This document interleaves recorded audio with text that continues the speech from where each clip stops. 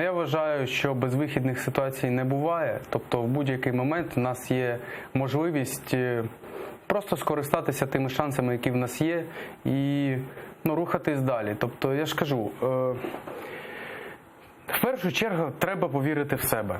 Тобто проаналізувати, зробити аудит держави, себе, своїх сил, ресурсів і зрозуміти, що нам потрібно зробити для того, щоб спромогтися вирішити свої проблеми. Тобто, просто треба логічне, правильне питання, вирішення. Не швидке, не популярне, можливо, однак логічне та правильне, та корисне. От і все.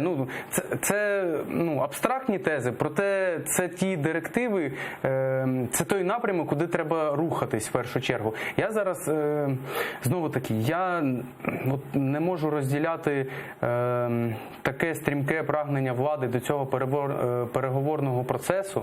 Можливо, я чогось не знаю, звичайно.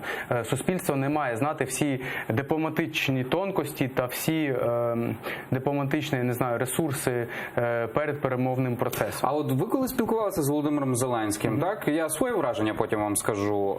От яке відчуття він вам дав? Він вірить в те, що робить?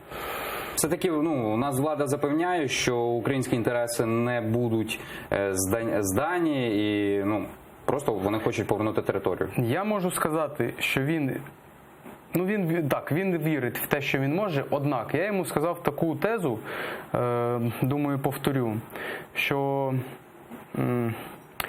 у Суньцзи в мистецтві війни є така фраза, тобто замани слабкого ворога на поле битви та знищи його. Зроби так, щоб він повірив в свої сили, замани та знищи. От я дуже переживаю, щоб зараз з Володимиром Олександровичем та іншими дипломатами, які будуть приймати участь у нормандському форматі, не було саме цієї історії.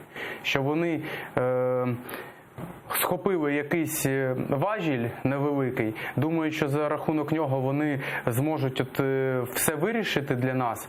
От їх побачили, що вони в це вірять, заманили в цей перемовний процес, а потім зроблять так, як потрібно для інших суб'єктів цього перемовного процесу.